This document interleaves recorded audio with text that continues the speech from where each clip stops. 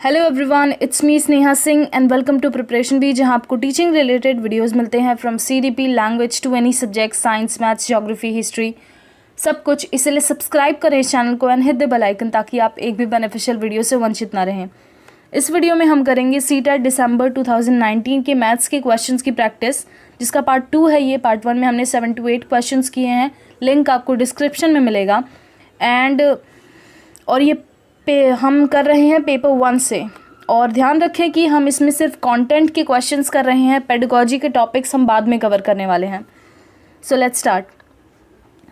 So the first question is which of the following statement is not correct. निम्नलिखित में से कौन सा कथन सही नहीं है। ठीक है। All the prime numbers are odd numbers. सभी अभाज्य संख्याएं विषम संख्याएं होती हैं। अभाज्य संख्याएं अपरिमित रूप से अनेक हैं। There are infinite many prime numbers. Prime number has only 2 factors. अभाज्य संख्याओं के केवल 2 गुणनखंड होते हैं। या फिर एक अंक वाली केवल 4 अभाज्य संख्याएं हैं। There are only 4 single digit prime numbers. ठीक है। तो यहाँ पर बात किसकी हो रही है? बात हो रही है अभाज्य संख्याओं की। ठीक है। तो अभाज्य संख्याएं क्या होती हैं? प्राइम नंबर्स क्या होते हैं? ऐसे नंबर्स जो सिर्फ 1 से n खुद से डिवाइड होते हैं, वही होते हैं प्राइम नंबर्स। अभाज्य संख्याओं के केवल 2 गुणनखंड होते हैं, एक तो 1 और दूसरा वह संख्या खुद। ठीक है। तो इससे क्या पता चल रहा है? इससे ये थर्ड पॉइंट करेक्ट निकल रहा है कि a prime number has only 2 factors. अभाज्य संख्याओं के केवल 2 गुणनखंड होते हैं, पहला तो 1 और दूसरी वह संख्या खुद। ठीक है। फिर अब इसके बाद देखते हैं कि संख्याएं तो बहुत सारी हैं, इनफाइनाइट हैं, तो इसीलिए अभाज्य संख्याएं भी क्या है? अपरिमित हैं। There are infinite many prime numbers. ये भी पॉइंट क्या है? सही है। ठीक है। अब इसके बाद देखते हैं कि एक अंक वाली केवल 4 अभाज्य संख्याएं हैं। तो एक अंक वाले कितने हैं? 1 2 3 4 5 6 7 8 9। ठीक है। इसमें से अभाज्य संख्याएं कौन सी हैं? 2 3 5 एंड 7। ठीक है। तो ये भी पॉइंट सही है कि एक अंक वाली केवल 4 अभाज्य संख्याएं हैं। There are only 4 single digit prime numbers. That is correct. And इसके बाद लिखा है all prime numbers are odd numbers. सभी अभाज्य संख्याएं विषम होती हैं क्या? बिल्कुल गलत है। ये यहाँ से ही दिख रहा है। 2 क्या है? 2 इवन नंबर है, सम संख्या है, फिर भी वह अभाज्य संख्या है। ठीक है। तो ये वाला पॉइंट मेरा गलत निकलता है, तो इसीलिए 1 मेरा क्या हो गया? आंसर हो गया। ठीक है। अब नेक्स्ट क्वेश्चन देखते हैं। अ train leaves Delhi on 29 August 2019 at 16:30 hours and reaches its destination on 31st August 8:45 hours. The total travel time of the journey is। एक रेलगाड़ी दिल्ली से 29 अगस्त 2019 को 16:30 पर प्रस्थान करती है और अपने गंतव्य पर 31 को 8:45 पर पहुंचती है। तो यात्रा का कुल समय बताना है। ठीक है। 29 अगस्त को गाड़ी निकल रही है और 30 तारीख तक वो क्या कर रही है? ट्रैवल कर रही है, यात्रा ही कर रही है, और 31 को अपने गंतव्य तक पहुंचती है, अपने डेस्टिनेशन तक पहुंचती है। अब 29 तारीख को कितने बजे गाड़ी निकल रही है? 16:30 पर। 16:30 मतलब कि क्या हुए ये टाइम? 4:30 शाम के। ठीक है। तो शाम के 4:30 से सुबह के 4:30, मतलब सुबह किसकी सुबह? 30 तारीख की सुबह। 30 तारीख की 4:30 तक कितना टाइम होगा? 12 घंटे होंगे। सीधी सी बात है। अब 4:30 सुबह के शाम के 4:30 तक ये कितना होगा? ये भी होंगे 12 घंटे। सीधी सी बात है। अब ये शाम से सुबह तक, सुबह किसकी? 31 की सुबह तक। 31 की सुबह तक फिर से हो जाएंगे 12 घंटे। 31 की 4:30 तक 12 घंटे हो जाएंगे। और 4:30 से 8:45, 4:30 से 8:45 तक हो जाएंगे 4 घंटे 15 मिनट। सीधी सी बात है। 4:30 से 8:30 4 घंटे हुए और 15 मिनट एक्स्ट्रा। तो कुल समय कितना हुआ, ये 12 घंटे, ये 12 घंटे, ये 12 और ये 4 घंटे 15 मिनट। तो सभी को जोड़ने पर हमें आंसर क्या मिलता है, 40 घंटे 15 मिनट। ठीक है, तो फोर्थ इसका राइट आंसर है। अब नेक्स्ट क्वेश्चन देखते हैं। ये बहुत ही अच्छा क्वेश्चन है, हर साल पेपर 1 में इस तरह के क्वेश्चन आते हैं कि जिनमें आपको अलग अलग यूनिट्स दिए रहते हैं, अलग अलग इकाइयाँ दी हुई होती हैं और उनको घटते या फिर बढ़ते क्रम में लगाना होता है, असेंडिंग या डिसेंडिंग ऑर्डर में लगाना होता है। ठीक है, तो यहाँ पर क्या दिया है, ठीक है, तो कभी भी ऐसा क्वेश्चन पूछे कि असेंडिंग या डिसेंडिंग ऑर्डर में लगाना है, तो सबसे पहला ये काम है कि सभी जो लंबाइयाँ दी गई हैं उनको आप एक इकाई में कर लो, एक यूनिट में कर लो, और हो सके तो उससे सबसे जो बड़ी वाली इकाई है उसमें करो, तो इससे आपका क्वेश्चन आसान हो जाएगा। तो यहाँ पर हमें 3-4 इकाई दिख रही है, 3-4 यूनिट दिख रहे हैं। क्या है वो, मीटर है, डेसीमीटर है, सेंटीमीटर है और मिलीमीटर है। मीटर सबसे बड़ा है इसमें से, डेसीमीटर उससे छोटा है, 10 गुना छोटा है। मतलब अगर हमें डेसीमीटर को मीटर में कन्वर्ट करना है तो 10 से हम क्या करेंगे, भाग दे देंगे। ठीक है, अब इसके बाद सेंटीमीटर क्या है, 100 गुना छोटा है। मतलब हम सेंटीमीटर को मीटर में कन्वर्ट करने के लिए 100 से भाग देंगे। और मिलीमीटर क्या है, 1000 गुना छोटा है, इसीलिए हम 1000 से भाग देंगे जब भी हमें मिलीमीटर को मीटर में कन्वर्ट करना हो। ठीक है, अब इसके बाद एक और तरीका है, अगर आपको मीटर में दिया गया है कोई चीज़, ठीक है, तो 8 अगर ये मीटर है तो डेसिमल के बाद जो स्थान होता है वो होगा डेसीमीटर का, उसके बाद वाला स्थान होगा वो सेंटीमीटर का, और जो उसके बाद वाला स्थान होगा वो होगा मिलीमीटर का। ये भी एक तरीका है कन्वर्ट करने का। तो यहाँ पर सिर्फ 4 ही यूनिट दिए गए हैं, 4 ही लंबाइयाँ दी गई हैं, तो उन्हें हम पहले कन्वर्ट कर लेते हैं। अब ये 8500 मिलीमीटर है। 8500 मिलीमीटर मतलब क्या हो गया, इसको हम 1000 से भाग देंगे तो 8.5 मीटर हो जाएगा। ठीक है, अब उसके बाद दूसरा क्या दिया गया है, 800 सेंटीमीटर 8 मिलीमीटर। 800 सेंटीमीटर को अगर हम मीटर में कन्वर्ट करेंगे तो 8 मीटर हो जाएगा, और 8 मिलीमीटर कौन से स्थान पर आएगा, तीसरे स्थान पर आएगा। ठीक है, अब इसके बाद 80 डेसीमीटर है। 80 डेसीमीटर को क्या लिख सकते हैं, 8 मीटर एंड 8 सेंटीमीटर दिया गया है, तो सेंटीमीटर का कौन सा स्थान होता है, दूसरा स्थान होता है।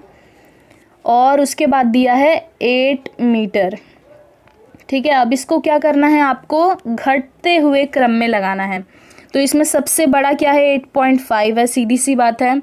फिर उसके बाद कौन सा नंबर आता है, ये आता है 8.08, है ना, तो ये यहाँ पर आएगा, और ये वाली संख्या जो है वो उसके स्थान पर जाएगी, और फिर आएगा 8 मीटर। तो ये हमें कहाँ ऑप्शन में दिख रहा है, ये 4th ऑप्शन में दिख रहा है।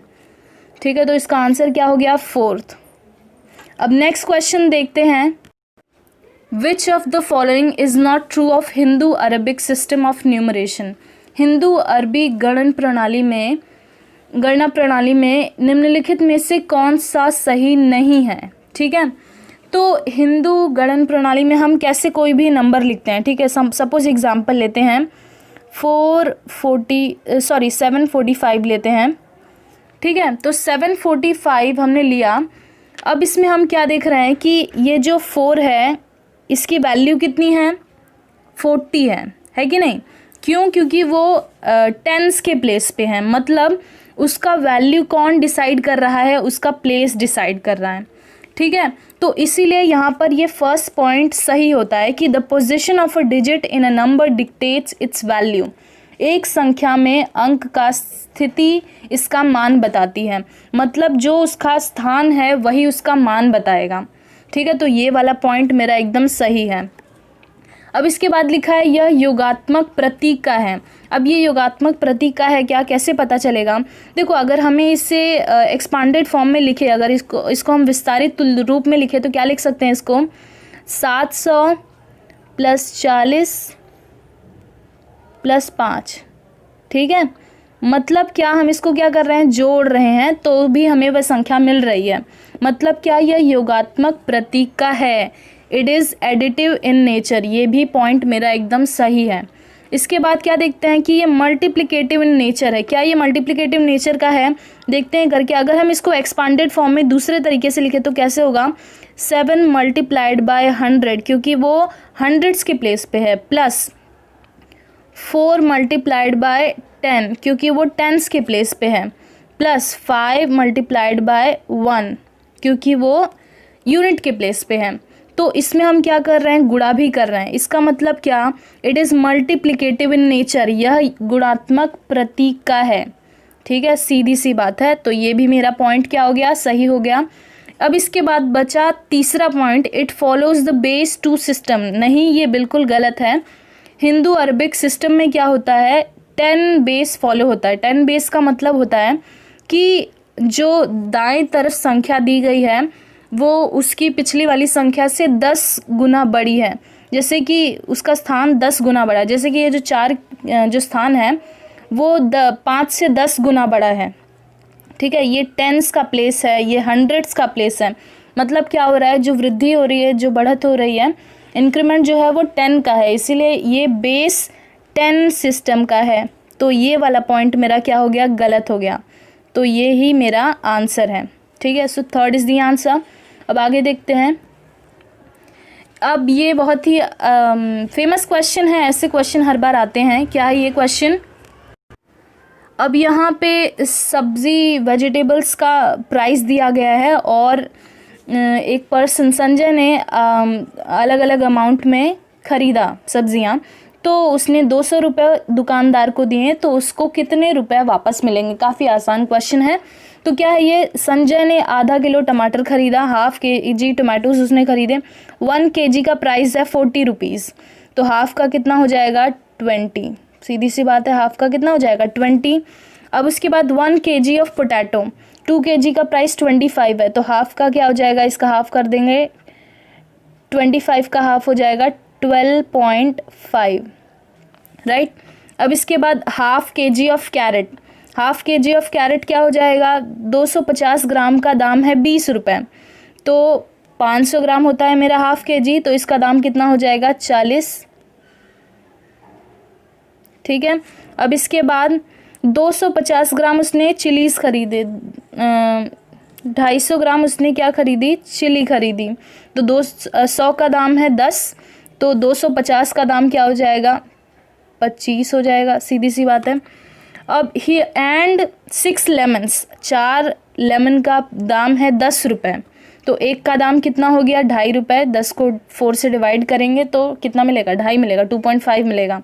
तो 6 का प्राइस क्या हो जाएगा, 6 मल्टीप्लाइड बाय 2.5, तो आंसर हमें कितना मिलेगा 15 रुपये। मतलब 6 चिलीज़ का प्राइस कितना हो गया 15 रुपीज़। अब सबको आप जोड़ोगे तो आपको मिलेगा 112 रुपये 5 पैसे। ठीक है, अब 200 में से 112 रुपये 5 पैसे को 50 पैसे को घटाने पे मिलेगा 87.50 पैसे। ठीक है, तो इतने रुपए उसको वापस मिलेंगे। तो यही इसका राइट आंसर हो गया, second is the right answer. अब नेक्स्ट क्वेश्चन देखते हैं। Which of the following is at 3rd place when the numbers are arranged in ascending order? आरोही क्रम में इनको लगाना है और तृतीय स्थान पर कौन सी संख्या होगी ये बताना है। ठीक है, तो स्टार्ट करेंगे कहाँ से, ये सब दिया है 7 पॉइंट से दिया है, ये वाला वैल्यू दिया है 0.77, तो ये सबसे पहले आ जाएगा, है कि नहीं। उसके बाद 7.0 है और ये 7.007 है, तो ये क्या हो जाएगा 7.007। फिर उसके बाद ये वैल्यू आएगी 7.07, उसके बाद ये 7.0 है और ये 7.707 है, तो ये हो जाएगा 7.70 एंड 7.707। ठीक है, तो 3rd प्लेस पे कौन सा नंबर आ रहा है 7.07, तो यही इसका राइट आंसर है। ठीक है, 3rd is the right answer. अब नेक्स्ट क्वेश्चन देखते हैं। In a 5 digit number the digit at 10th place is 8। अब यहाँ पर 5 अंकों की संख्या दी गई है, 5 अंकों की संख्या। ठीक है, तो 5 अंक है मेरे पास और दहाई के स्थान पर 8 है, मतलब टेंस के प्लेस पे क्या है 8 है। And digit at units place is 1/4 of the digit at tens place, और इकाई के स्थान पर जो संख्या है वो दहाई के स्थान का 1/4 है। 1/4 मतलब 8 को 4 से भाग देंगे तो कितना मिलेगा हमें, 2 मिलेगा। ठीक है, अब इसके बाद 1000 के स्थान पर अंक 0 है, 0 है, तो 1000 पर क्या है 0 है, थाउजेंड्स पे 0 है। And digit at hundreds place is twice that of unit place, जो 100 का प्लेस है वो 2 गुना है इकाई के स्थान का। 2 गुना मतलब 2 गुना क्या हो जाएगा, 4 हो जाएगा। उसके बाद क्या है, और 10,000वें स्थान का अंक इकाई के स्थान का 3 गुना है। 10,000वें स्थान पर जो अंक है वो इकाई के स्थान का 3 गुना है, तो 3 गुना मतलब 3 से गुणा करेंगे तो क्या हो जाएगा 6048। तो ये है मेरा राइट आंसर। ठीक है, तो 4th इसका राइट आंसर हो गया। अब नेक्स्ट क्वेश्चन देखते हैं। ठीक है, अब यहाँ पर क्या दिया हुआ है, पार्किंग रेट दिया गया है। पार्किंग रेट मतलब पार्किंग दर दी गई है कि इतने घंटे अगर आप गाड़ी खड़ी रखोगे तो इतना आपको पैसे देने पड़ेंगे। तो अब यहाँ पर क्वेश्चन क्या है, राजीव ने अपनी कार को 7 बजे सुबह पार्क किया। ठीक है, सुबह 7 बजे उसने पार्क किया और फिर वो शाम को आता है 4:30 बजे, तो वो कितने पैसे उसे देने पड़ेंगे। ठीक है, तो 7 बजे वो पार्क करके जा रहा है और शाम के 4:30 बजे लेने आता है, तो उसे कितने पैसे देने होंगे। तो 7 से 12 कितने हो गए, 5 घंटे हो गए। 12 से 4:30 कितने हो गए, 4.5 घंटे हो गए। ठीक है, मतलब कितने हुए, कुल समय कितना हुआ, 9 घंटे 30 मिनट। अब यहाँ पर 9 घंटे कहाँ दिख रहा है, 8 से 12, 8 से 12 के बीच में 9 घंटे आते हैं, तो उससे कितने पैसे देने पड़ेंगे, 150 रुपये। ठीक है, तो इसका राइट आंसर क्या हो गया, सेकंड। ठीक है, तो ये थे कुछ क्वेश्चंस। अगर आपको एक्सप्लेनेशन अच्छी लगी हो, पसंद आई हो, तो लाइक कर दें वीडियो को, चैनल को सब्सक्राइब कर दें और अपने फ्रेंड्स के साथ शेयर करें। और अगर आपको कुछ भी डाउट है, सजेशन देना है या कोई टॉपिक्स पे वीडियो चाहिए आपको, तो मुझे कमेंट सेक्शन में बताएं। And thanks for watching.